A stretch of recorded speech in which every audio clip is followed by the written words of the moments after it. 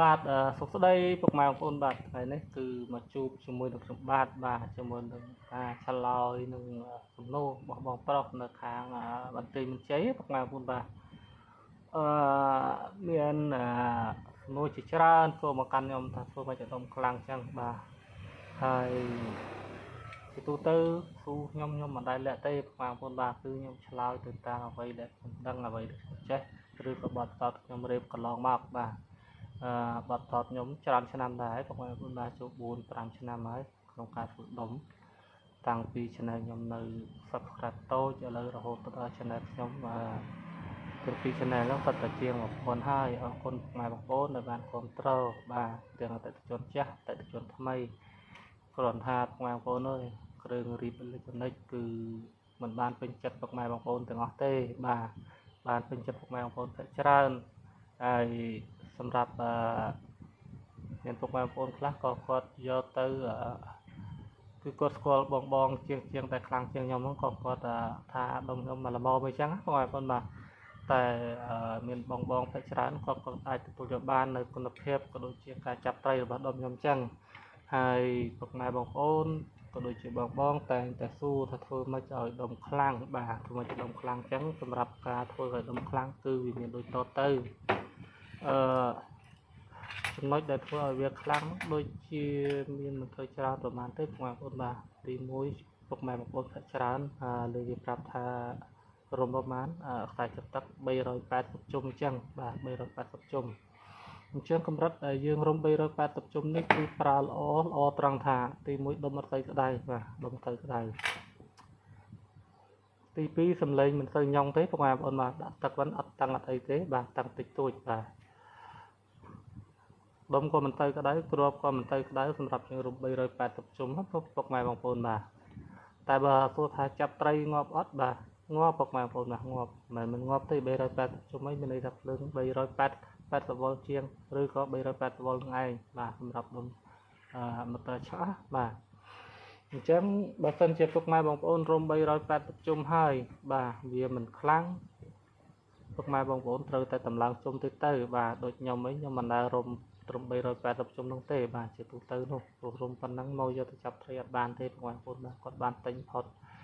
អញ្ចឹងទទួលប័ណ្ណពិសោធន៍ពីគាត់មកវិញគឺគាត់ថាចាប់មិនបានទេបាទក៏ប៉ុន្តែមិនក្តៅដុំក្តៅតិចគ្រាប់ក្តៅតិចហ្នឹងគឺគាត់ទទួលយកបានតែបើសិនជាយើងរៀបដុំចាប់ត្រីហើយចាប់ត្រីពិបាកនឹងចាប់គឺគាត់អត់ទទួលយកអញ្ចឹងពុកម៉ែបងប្អូនបាទអញ្ចឹងពេលខ្ញុំសម្រាប់ជុំហើយសប្តាហ៍ថ្ងៃហ្នឹងគឺខ្ញុំរុំតឡើងរហូតទៅដល់បាទ600ជុំឬក៏700បាទសម្រាប់ដុំ3ប៉ែខ្ញុំប្រើលេខលួសលេខ40ពុកម៉ែបងប្អូនបាទលេខ40ហើយមិនរុំប៉ុណ្ណឹងចប់ទេបាទមិនរុំប៉ុណ្ណឹងចប់ទេនេះគឺជាកម្រិតវ៉ុលនៅកម្រិតអំពែទៀតបាទពុកម៉ែបងប្អូនកម្រិតអំពែគឺមួយណាបាទកម្រិតអំពែគឺជើង B របស់វានឹងឯងបាទដើម្បីតម្លើងអំពែតម្លើងកម្លាំងគឺជើង B អញ្ចឹងពុកម៉ែបងប្អូនទម្លាប់រុំជើង B នឹងលាស់ប៉ុណ្ណាបាទម៉ែបងប្អូនខ្លះគឺគាត់រុំជាមួយនឹងលាស់ខ្សែចុះទឹកនឹងឯងបាទរុំខ្សែចុះទឹកនឹងឯងអញ្ចឹងពេលយកទៅឆក់ទៅគឺវាដូចជាផុតពុកម៉ែបងប្អូនមកកម្លាំងវាខ្សោយបាទគោះភ្លើងទៅភ្លើងរែងខ្លាំងគួរសមតែដល់ពេលចុះទឹកទៅកម្លាំងវាខ្សោយអញ្ចឹងតែពុកម៉ែបងប្អូនតឡើងលេខលុះតិចមកបាទតឡើងលេខលុះតិចមកអាចដាក់65ឬក៏75អីមកបាទអញ្ចឹងអំពេលវាឡើងទៅតាមហ្នឹងបាទឡើងទៅតាមហ្នឹងទី2ទៀតមិនដឹងថាទីប៉ុន្មានដែរអធិស្ឋានតែកម្រិតដែលធ្វើឲ្យវាឡើងពេទ្យទៀតគឺកន្លែងណាទៀតពុកម៉ែបងប្អូនបាទគឺកន្លែងរស័រឬក៏កន្លែងរេស្តង់ហ្នឹងឯងរស័រ12អីមកពុកម៉ែបងប្អូនបាទចង់បានខ្លាំង12ទៅបាទចង់បានខ្លាំង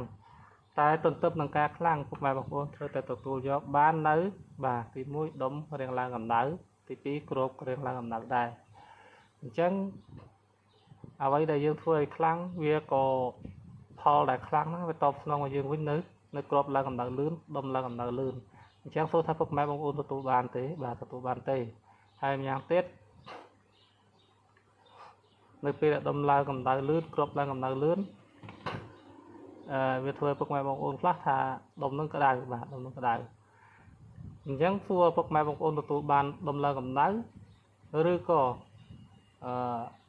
ដុំឡើងកម្ដៅចាប់ត្រីបាន ឬក៏ដុំតែជាឲ្យចាប់ត្រីមិនបានពុកម៉ែបងប្អូនត្រូវតែសួរខ្លួនឯងអញ្ចឹងបានពុកម៉ែបងប្អូនទិញខ្ញុំបញ្ជាក់ច្បាស់ណាស់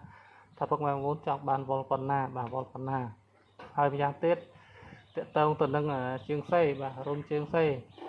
ពុកម៉ែបងប្អូនបើសិនជាពុកម៉ែបងប្អូនរុំមកខាង12ជុំមានន័យថាមួយជុំមួយវល់បាទមួយជុំមួយវល់អញ្ចឹងខ្សែចុះទឹកពុកម៉ែបងប្អូនចង់បានប៉ុន្មានវល់រុំប៉ុណ្ណឹងជុំទៅបាទតែជាទូទៅឲ្យក្រោម1000ណាពុកម៉ែបងប្អូនបាទបើលើ1000វារៀងពិបាកដោយសារអីវារិះទឹកបាទទឹកកន្លែងណាប់តាំងគឺដាក់ទៅស្ងាត់តែម្ដងអញ្ចឹងពុកម៉ែបងប្អូនអាចប្រើត្រឹម900មកក្រោមចន្លោះ900ហ្នឹងពុកម៉ែបងប្អូនប្រើកន្លែងណាក៏ដូចជាអត់អីទេបាទក្រោម900ហ្នឹងគឺអាចប្រើបានស្ទើរតែគ្រប់ទឹកបាទស្ទើរតែគ្រប់ទឹកហើយបើសិនជាលើ1000គឺវារិះទឹកបាទទឹកខ្លះប្រើបានទឹកខ្លះប្រើអត់បានទេវាស្ងាត់អញ្ចឹងពុកម៉ែបងប្អូនបាទអញ្ចឹងទាមទារឲ្យពុកម៉ែបងប្អូនរុំក្រោម1000ពុកម៉ែបងប្អូនរុំជើងសេ12ជុំមួយចាហៀងមានន័យថាសំខាងគឺ24ជុំគឺគ្រប់ត្រជាក់ល្អមែនតើបាទគ្រប់ត្រជាក់ល្អមែនតើហើយវល់ចុះទឹកហ្នឹងគឺមួយជុំណាមកវល់ពុកម៉ែបងប្អូនដល់មួយជុំមកវល់ចឹងអត់ពិបាកទេក្នុងការគិតវល់បាទដូចខ្ញុំនេះដុំ2នេះគឺ900វល់បាទ900វល់900វល់ហ្នឹងយកទៅប្រើទឹកកន្លែងរោងចក្រទៀតពុកម៉ែបងប្អូនបាទរកភ័យពុកម៉ែបងប្អូនបាទតាមស្រួលយកទៅស្ងាត់អីអំបិលហើយបាទអំបិលហើយបើសិនជាប្រើបានក្តុំហ្នឹងឡើងកម្ដៅលឿនដែរបាទឡើងកម្ដៅលឿនដែរ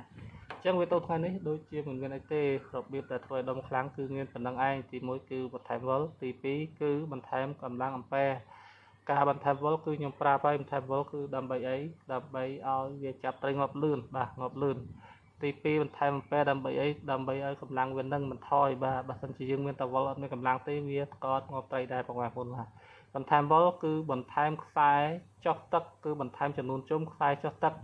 បន្ថែមអំពែគឺបន្ថែមទំហំខ្សែជើងបេតែមិនឲ្យធំពេកទេបងប្អូនមកចន្លោះពី80មកក្រោមលេខខ្សែបាទបន្ថែមទំហំខ្សែជើងបេឬក៏ទំហំរស័រនឹងគឺបន្ថែមអំពែហើយចំណុចសំខាន់គឺវាមានតែពីរនឹងឯងបាទអរគុណជម្រាបលា